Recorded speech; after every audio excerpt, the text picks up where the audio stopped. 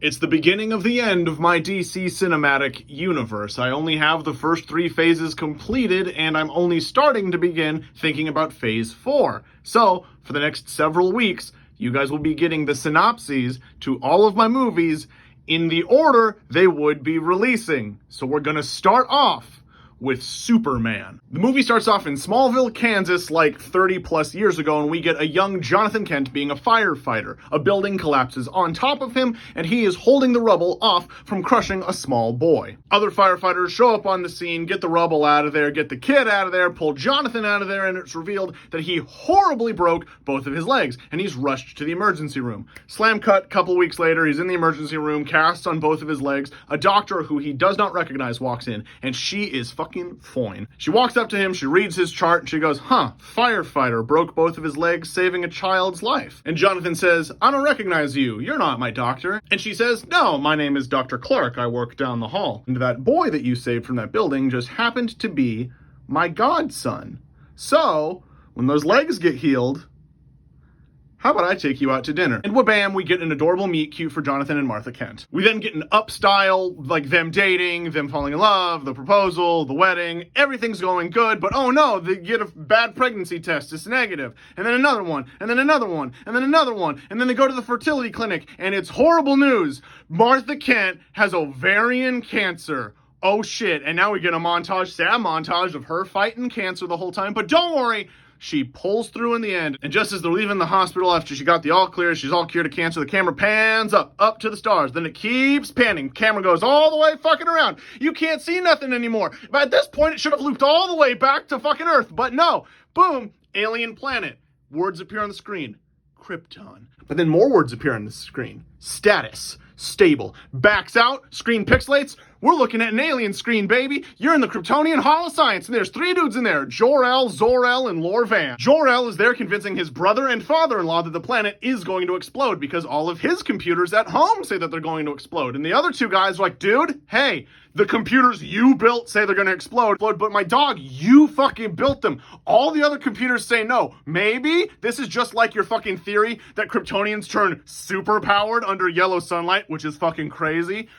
Maybe you're just fucking nuts this time. But Jor-El dives into that fucking source code in their fucking computers, and he finds the computer's full on doing math wrong. It's calculating shit with the incorrect planetary mass. Jor-El corrects that shit and confirms, oh my god, the planet's gonna explode. So when they go in to check who's been changing this shit to read that the planetary mass is wrong, they find remnants of a code. These 3 motherfuckers hack, and they get a signal coming from orbit. Oh shit, a ship on cloaks. It's the Skull and Tentacles Brainiac ship. And Brainiac basically Bluetooths his way on all their computers and goes, yeah, you found me. I was gonna blow y'all up. Anywho, time to kick shit off. Brainiac fires big laser down from space, hits Krypton, triggers the core exploding earlier than it would have. All of Krypton is freaking out. Jor-El's like, oh my god, we have minutes left to live. I'm gonna go home and be with my family. Zor-El and Lor-Van both do the same. As they're leaving, Jor-El shouts to his brother, hey, just FYI, I'm gonna send Cal to Earth.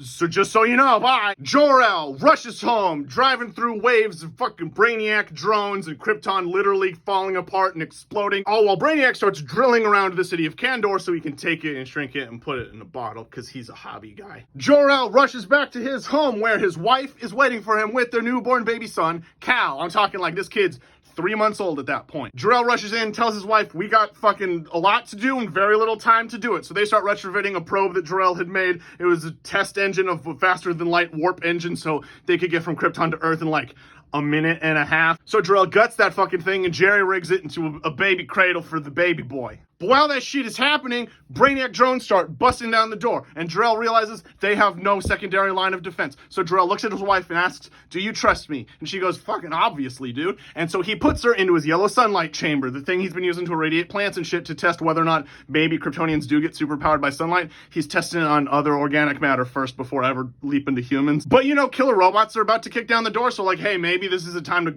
try some fucking crazy shit. So Lara hops into it, they turn the thing on, she starts getting irradiated by so much synthesized yellow sunlight, it's fucking insane. And Jor-El keeps trying to program a landing sequence for this guy to land safely in a low populated area on the planet Earth. Brainiac drones burst through the door. A huge one comes up behind Jor-El, lifts its hand up like it's about to just kill Jor-El, and then you hear a bang and a door flies, hits the drone, sends it flying off into the wall. Camera pans, it's Laura Lorvan, super powered, eyes glowing, coming out of the fucking chamber, and we get his mom doing a big badass fight scene while his dad is doing math. Put the baby in the rocket, send the rocket to Earth. Jor-El does one last little thing like, be safe, Kal-El. And then we keep hearing that, be safe, Kal-El, be safe, Kal-El, be safe, Kal-El. And it's echoing, and we cut up back to orbit, and Brainiac heard that thing. He heard that transmission. And we get Brainiac's creepy voice going, Kal-El.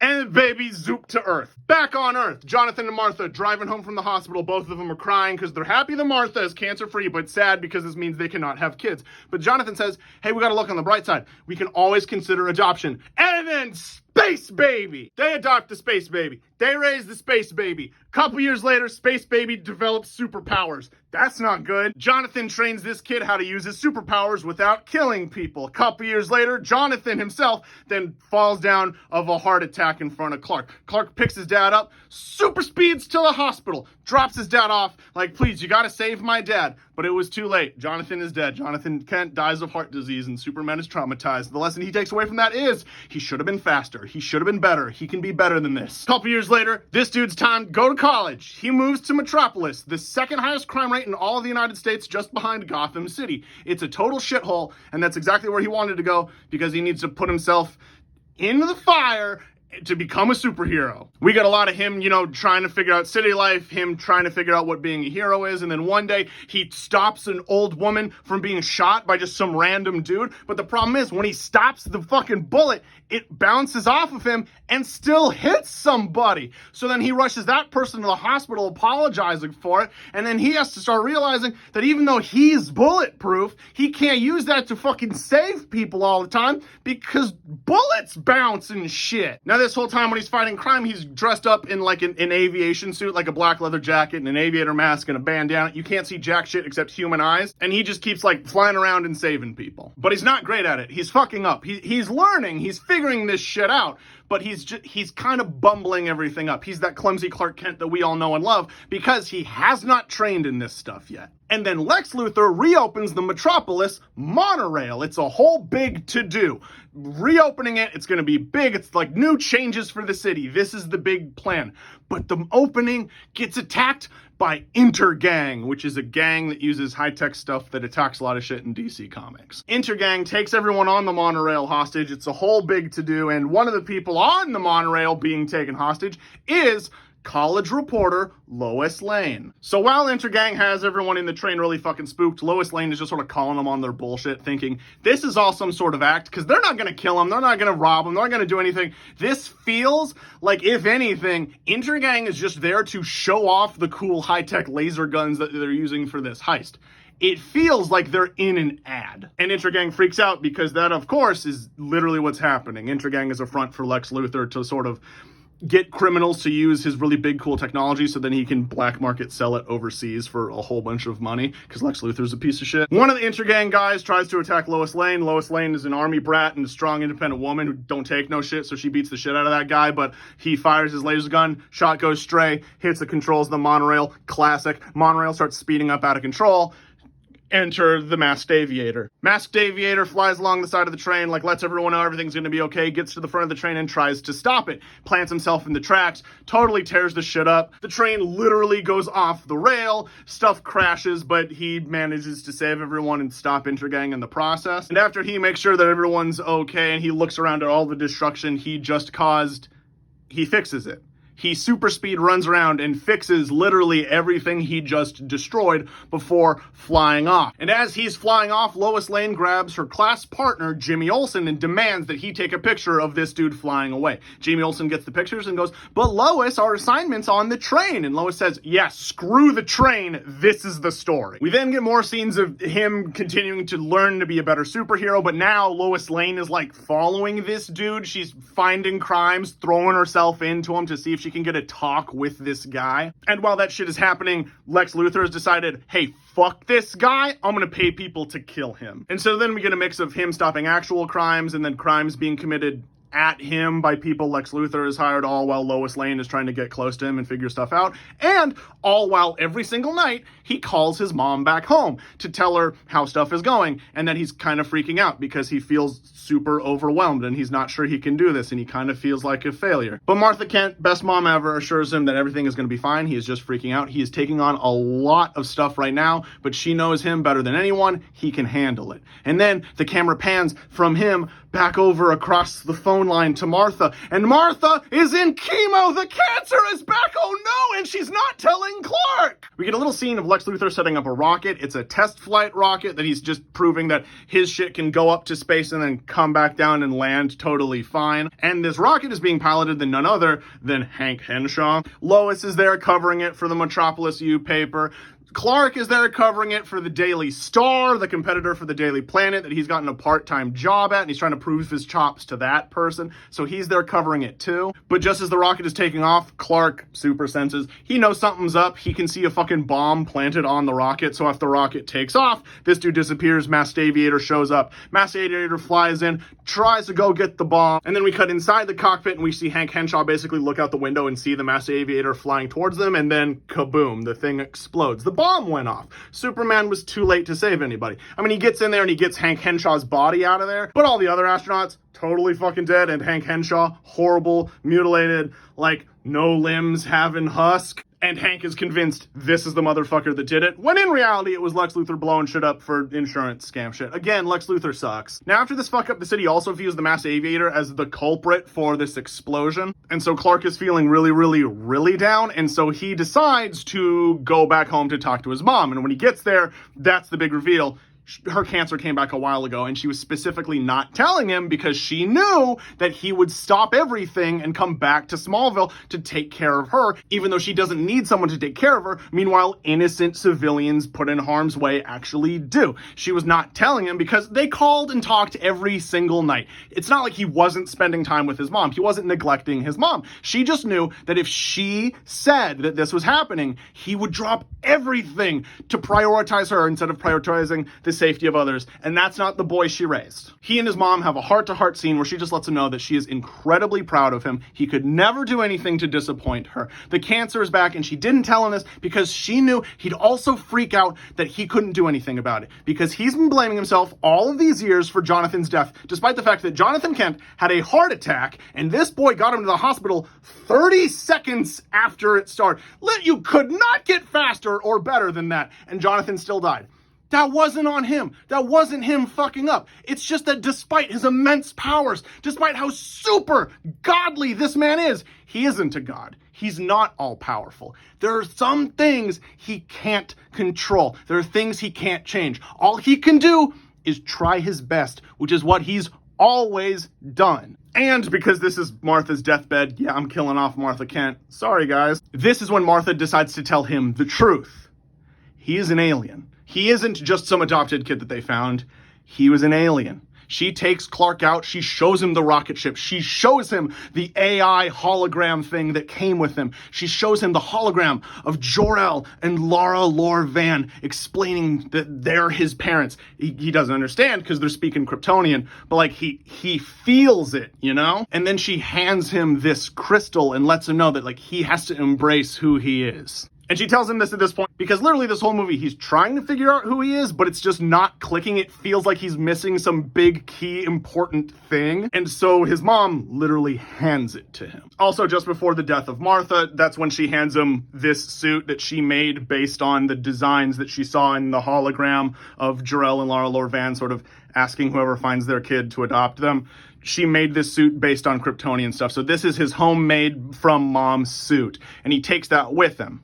And then we get one last scene of Clark and Martha hugging before Martha passes on, and then we get her funeral scene, and it's a big sad time. And after that, Clark is just kind of lost. He goes, he's just pissed off. He's angry at sort of the world because he's angry at mostly himself for being this strong but still being unable to save the people that he cares the most about. And so this dude just flies to Antarctica just to scream, and when he screams, it's a full, like, it's a shockwave. It's huge. He knows that he's having a bad time. He hits the ground, massive crater. He is just pissed off. But when he's punching the ground, He's holding the Kryptonian crystal when he does this. He doesn't really know what to do with this thing.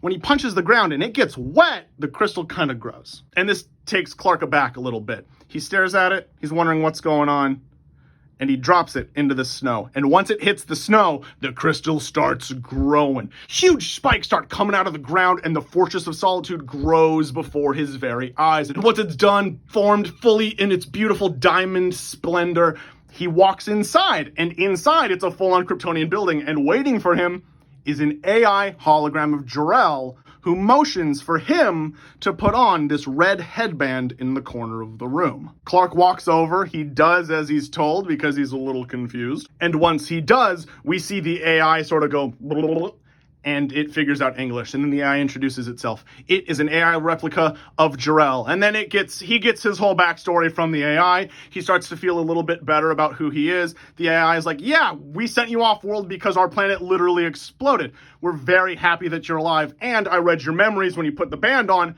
Jonathan and Martha, top-tier fucking parents. Holy shit, could not have asked for more. And now with this last piece of his identity fully intact and his mom buried and all that stuff, now that he truly knows who he is, now Clark can figure out who he's meant to be. And he goes back to Metropolis. Once he's back in Metropolis, Intergang, of course, tries more shit, this time attacking the Daily Planet, where Lois Lane is newly employed. And you see throughout the course of the movie, Lois Lane and the Masked Aviator have been kind of publicly talking a lot. She's gotten a couple little interviews with this guy. And so Intergang is trying to directly antagonize him by attacking the planet. He shows up in his Masked Aviator suit. He stops them. They're at the top of the Daily Planet building. They have a whole confrontation. A dude throws like a flaming grenade at Superman. It explodes, shredding off some of his aviator suit, revealing that underneath he's wearing this. But that grenade also destabilized the big golden globe on top of the Daily Planet, and it starts falling to the ground. So this dude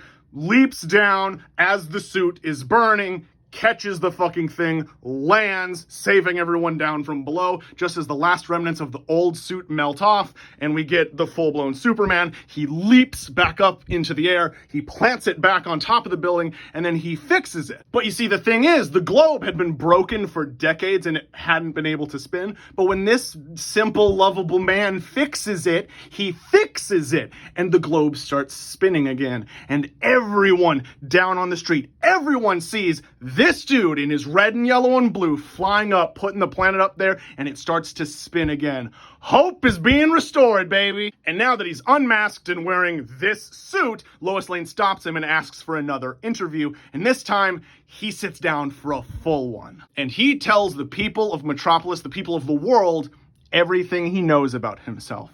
His name is Kal-El. He was sent from the planet Krypton, which was destroyed. He is the last of an alien race that landed on Earth and was raised from an infant by a family here. Earth is the only home he's ever known, and he wants to use his abilities to protect the planet he calls home. He's not there to invade. He's not there to conquer. He is there to help. And when asked why, he says, because that's what my parents would have done. We get reaction shots of all of the people of Metropolis, like, absolutely adoring this shit, like, oh my god, I kind of feel hope again. Maybe I'm not as depressed in the world. We now see the face of this masked man who's been saving us for like a year now, and he's cool, and he's not evil, and he just assured us he isn't evil, and he told us where he lives and what his name is. I trust this guy. But while everyone's reacting to that, and Lois Lane dubs this man the Superman because of the S on his chest, we start seeing the interview played back over and over, but specifically one clip. My name is Kal-El of Krypton. Kal-El of Krypton. Kal-El of Krypton. Krypton. Krypton. Kal-El. Krypton. Kal-El. Krypton. We cut back to orbit! It's Brainiac. He's been orbiting Earth, looking at communications, waiting for something. And now that this motherfucker has revealed himself, Brainiac goes full invasion mode. Brainiac once again uncloaks in orbit and starts sending down drones to attack this guy. They don't know what the fuck is going on. This is a surprise attack. And so fresh, like an hour ago revealed to the world, this dude now has to fight off an alien fucking invasion of Brainiac's drones. Big globe hopping, like he's sprinting all around the world fighting this shit off. Brainiac drones are attacking him. He's realizing he's actually getting cut and is bleeding from some of these drones because, spoilers, the drones are all powered by kryptonite. We get our lovely, big, awesome anime-level battles with Superman and a million Brainiac drones, and it culminates in the final fight in the middle of the Fortress of Solitude. A big battle droid that has opened its radiation shielding and is bombarding this man with kryptonite radiation is just beating the shit out of him endlessly. And then the Jor-El AI pops up and urges his son to do what he'd done earlier. Take the band that he'd put on his head, but put it on Brainiac's head. Superman does this, and then the AI intelligence that is Brainiac fights the AI intelligence that is the AI duplicate of Jor-El. They fight weird sort of, I don't know, it's data streams, whatever the fuck. They fuse into one new AI, with Jor-El being the dominant personality because Jor-El was the better built AI. All of the Brainiac drones around the globe shut down, and people start collecting them. Because the drones were run on kryptonite, this is how kryptonite is inseminated into the entire world. We see Lex Luthor collect a whole bunch and give them to his boy, Professor Anthony Ivo, and we see Lex Luthor go to a place where we know Superman bled, and we see Lex Luthor go and collect a sample of the blood. Foreshadowing, motherfucker. And then we get one closing scene with Superman and Lois talking to each other. This is the reveal. They've been classmates this whole time throughout, you know, the movie. And this is the reveal that Lois is like, yeah, so obviously you're Clark Kent from my class, right? And then Superman starts freaking out because he's like, oh yeah, holy shit, the whole world just saw my actual face. I can't have a secret identity anymore. And Lois says, no, you totally can. And Superman's like, what? And she's like, you just said your name and address to the world. You live in the Antarctic in a big crystal palace and your name is Kal-El and you're an alien. No one's gonna look twice if someone who just kind of looks like Superman is walking down the street in a suit and tie. And in this universe, it's Lois Lane who comes up with the glasses and oversized suit disguise. And when Clark says, but wouldn't this not work? Wouldn't people recognize me? Lois Lane would look at him and say, Dolly Parton lost a Dolly Parton lookalike contest. You're gonna be just fine. And during the events of this final fight with Brainiac, his suit that his mom made him gets totally destroyed, and he's really, really sad about it. But while he picks up Brainiac's ship and moves it to the Fortress of Solitude, and the fortress sort of envelops Brainiac's ship, adding it to its stuff, he finds a machine in there. A machine that can make graphene super fabric suits. And so he programs it to make him one. And then the very final shot of my movie is the doors to the Fortress of Solitude opening up. You know, start with the boot, pan all the way up, him walking out of the big, full-on, professionally made, the blue, the red, and the yellow S, and he takes off into the sky. Dun, dun, dun, dun, dun, dun, dun, dun. Superman! And that's the movie! Fuck yeah! 1 down, 30 to go!